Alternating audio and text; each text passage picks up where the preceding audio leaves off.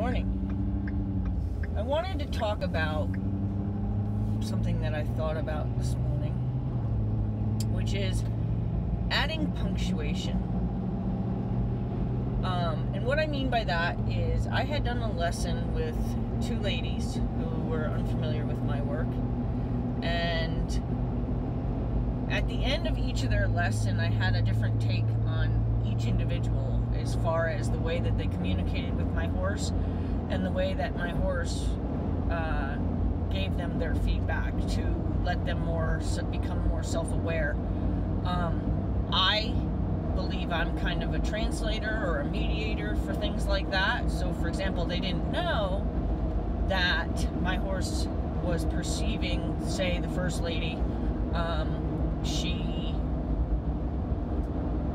would try to move on to the next thing before she would finish an original thought. So this is where the idea of saying leave pause for punctuation. So, for example, if I want to ask my horse to go out on a circle, it seems to be one of the easiest examples to use because there's a lot of elements to it. If I ask my horse to go out on a circle, first of all, I'm going to greet them and let them know we're about to do something together.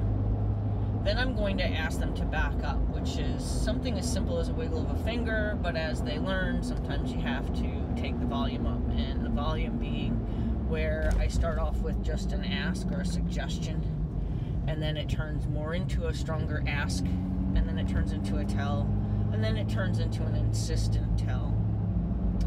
I'm going to ask my horse and suggest my horse backs up. Then I'm going to put a period at the end of that, because I always want my horses to then ask for further instructions. So if I want there to be breaks in their movement, I want there to be breaks in the sentences.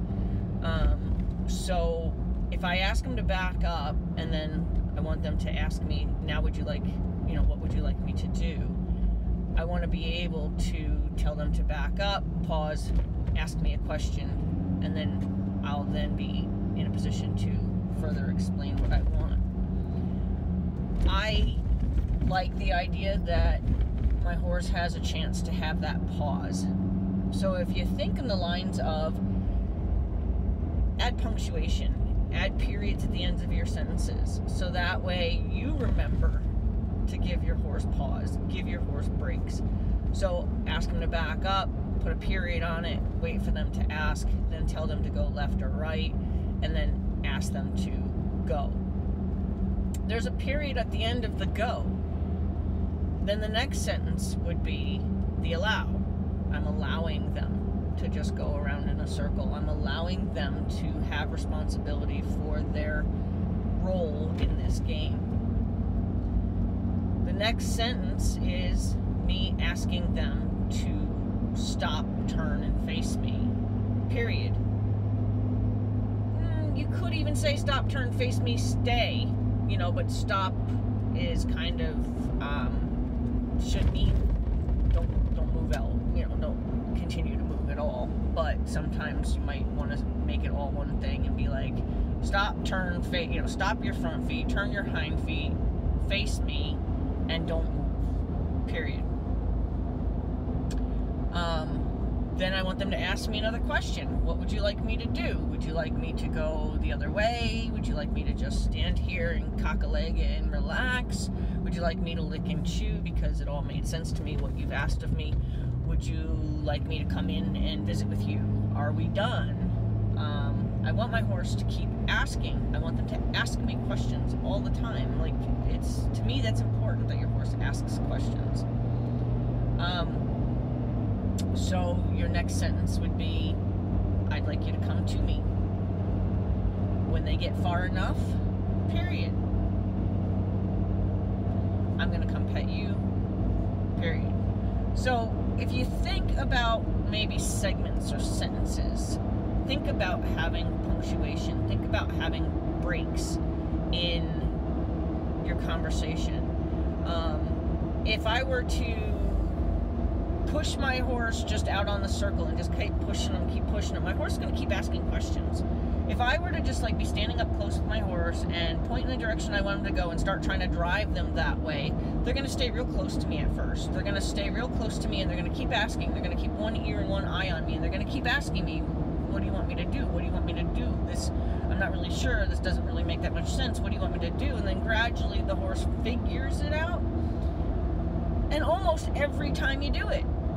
So clearly you're not explaining it to them well enough that they understand it. Because if you always do it with a consistent pattern, and you always do it with steady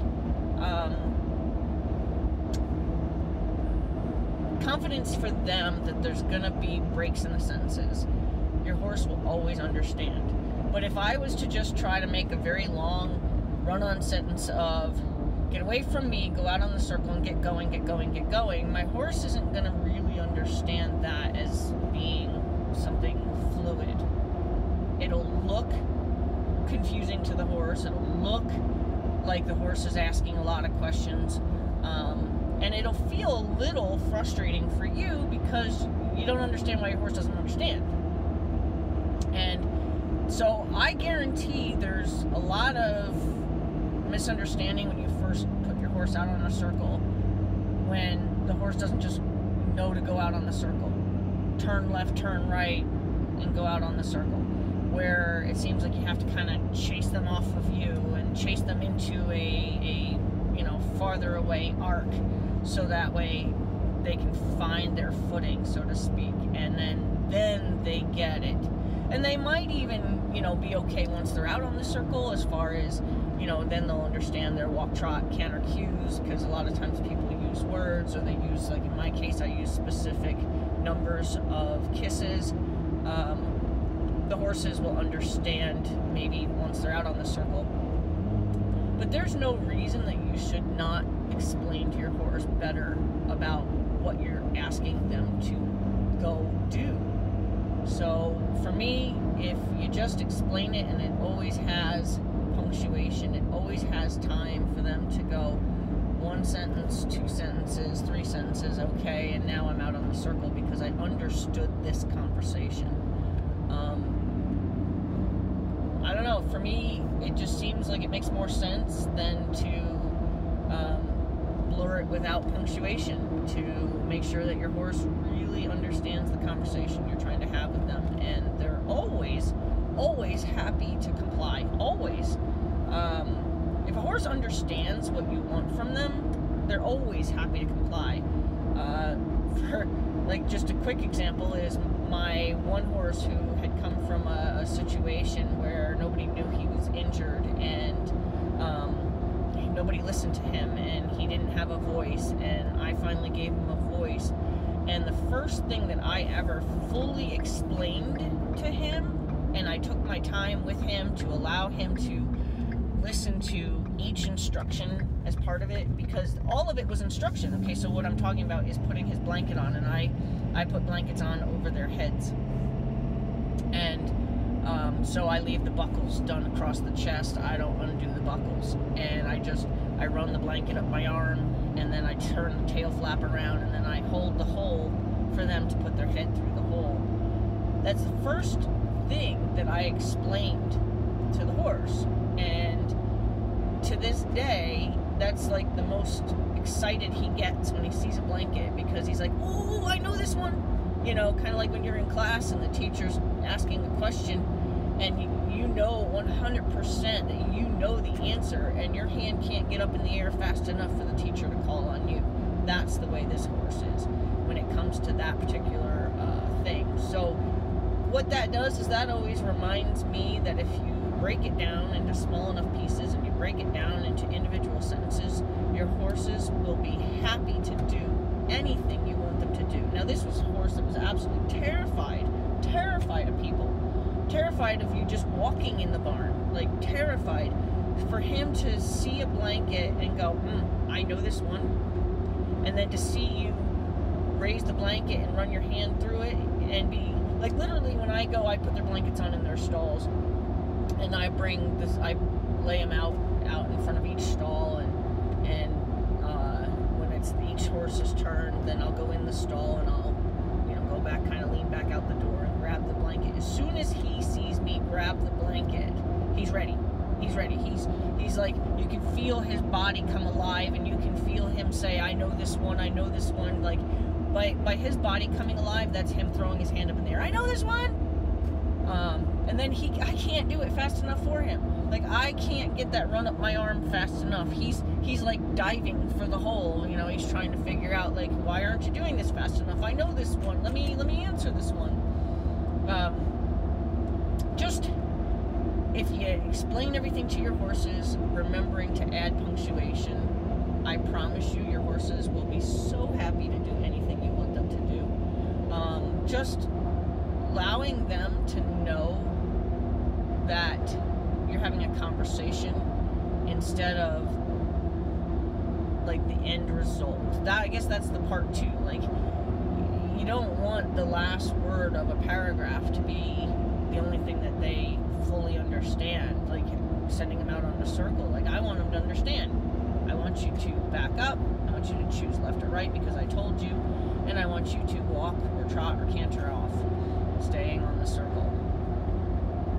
That's the conversation I just had with the horse, as opposed to go, go, go, go, go, go, go, go, get, and then finally the horse figures out, oh, I'm supposed to go away from you until my nose hits the end of this line, and then I'm supposed to stay where I keep that line tight between you and me, because I'm really trying to escape at this point, because all you've told me to do is go away.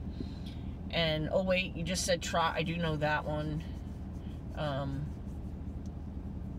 Okay, I'm supposed to walk now, I know that one too. Oh, I got a canter! Like, why do we want our horses in that confused state of mind while we do things with them? It's not necessary. They will absolutely give you the feedback you want to tell you that if you just explain it to me, I'm happy to do whatever you want. Just explain it to me.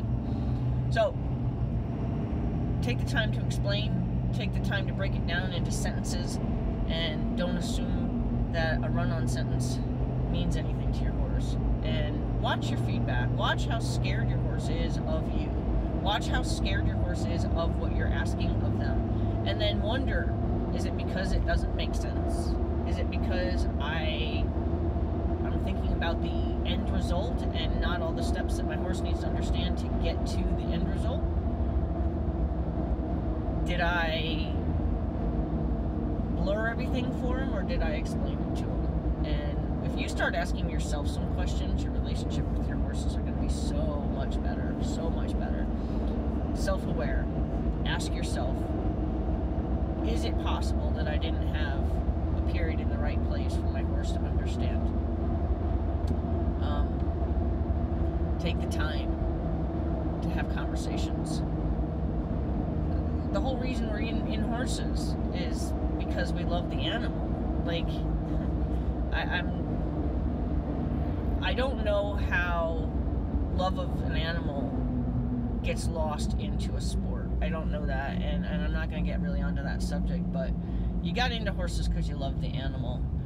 And if you love the animal truly, you would love to be able to have a conversation with your animal. You would love to be able to have your horse tell you that was scary, or that was really loud, or wow, did you really have to yell at me?